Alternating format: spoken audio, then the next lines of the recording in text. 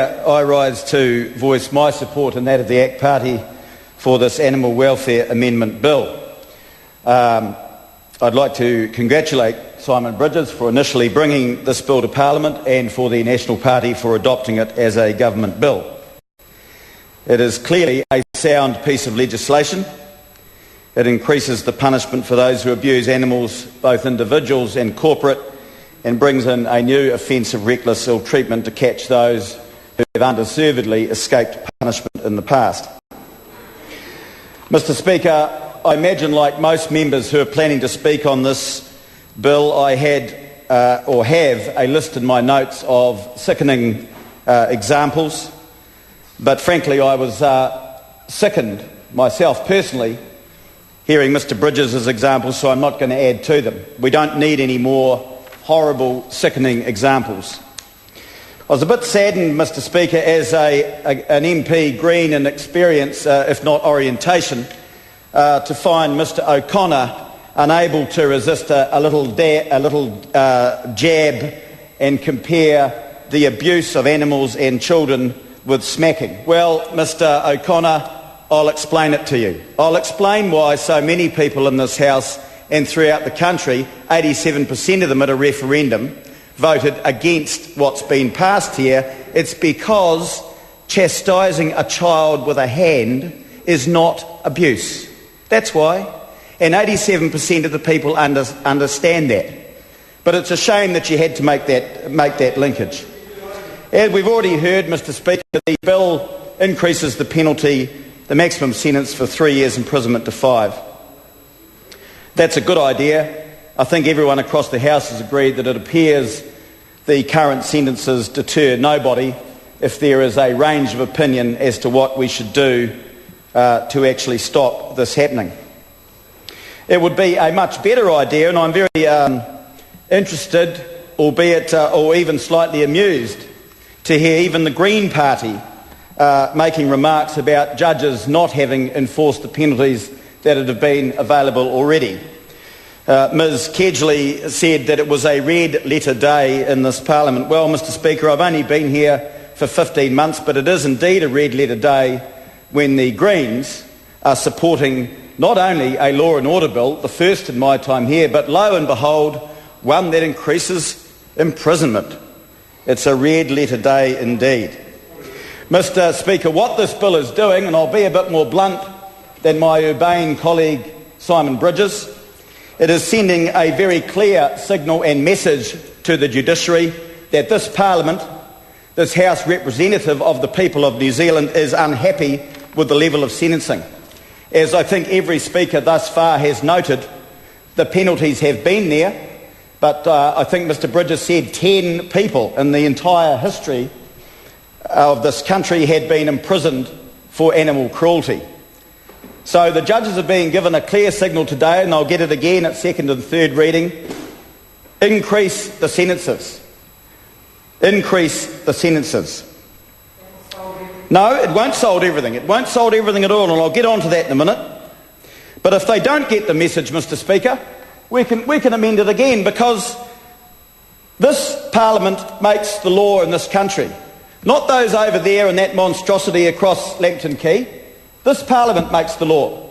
The judges apply it. If they are sent a signal from this place and they don't get it, then mandatory sentences around the corner. That's part of the reason for the 3 strikes bill. The judges haven't got it, so we're sending a message there. Today we're sending a message on animal cruelty. Now, Mr. Speaker, I'm going to change direction a little, but just before I do, I want to make it very clear that my remarks from here on in do not in any way seek to diminish the evil that is animal cruelty. I'll repeat that I was sickened by Mr. Bridges' examples, so I've left mine on paper rather than verbalising them. It's been noted by many that there is a clear link between animal cruelty and cruelty to humans. Many studies have shown that serious cruelty in childhood was predictive of human cruelty later in life. A 1985 study of violent male offenders reported far higher rates of what the study termed substantial cruelty to animals than a comparison group of non-jailed men. In 1998, an assessment of sexual homicide convicts showed 36% of these men abused animals during childhood, 46% during adolescence, and 36% again as adults. I refer to a PETA, People for the Ethical Treatment of Animals article entitled Animal Abuse and Human Abuse, Partners in Crime. The article refers to FBI profiles of some of America's worst criminals. Invariably, their histories contain disgusting acts of mutilation on cats and dogs of the kind that Mr Bridges has outlined. And I'm very well aware, as many members will be, that we have our criminals here with similar histories. So we have to ask ourselves the question, why some people commit animal cruelty in the first place. A 2001 report from the United States Department of Justice collated a number of series analysing the link between child abuse, animal cruelty and violent crime. Those children who suffered physical and sexual abuse were far more likely, the report said, to dish out the same treatment to animals. And this, as I've said, leads to violent and sexual crime later in life in other people. That link is clear. There's no dispute so far as I'm aware. So how does this happen? Well, Mr Speaker, yesterday I wrote on my website about a member of the underclass, a gang member called Julio Ataria, convicted of murder. The fellow murdered a young man coming to the aid of a woman being beaten by another gang member. The accused, or the prisoner as he is now's mother, was expelled from court on an earlier occasion for barking like a dog. Some ironic link to this bill. Barking like a dog, for those who are not aware of it, Mr Speaker, is a symbol of solidarity, support and approbation of the values the mongrel mob represents. So raised by such a wonderful role model who has been generously supported by the taxpayer through the welfare system, it's hardly surprising that Julio Ataria turned out the way he did. If you raise an animal like a savage, if you raise a child, Mr Speaker, like an animal, don't be surprised if they become one. Now, Mr Speaker, a few months ago we had a Drivers of Crime summit next door, and unsurprisingly perhaps, there was widespread agreement on just what those drivers were: child abuse, alcohol abuse, spousal abuse, neglect, lack of education. But everyone skirted around what we did about it. Everyone didn't want to face the reality that the Julio Atarias of this country have been dragged up by people like the dog-barking mother, who are members of the long-term welfare culture, crossing 2 or 3 generations. Those people populate our gangs. They are responsible for a great deal of our heinous crimes against both humans and people. Mr Speaker, I agree with others in this respect.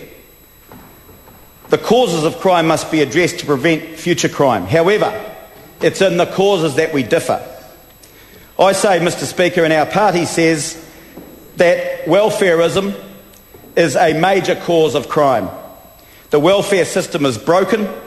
It must be fixed. We ignore this at our peril. This bill, as Ms Kedgley and others have said, can't fix everything. It's not a silver bullet. And as others have said, including Ms Kedgley, increasing the penalty in itself won't make any difference either.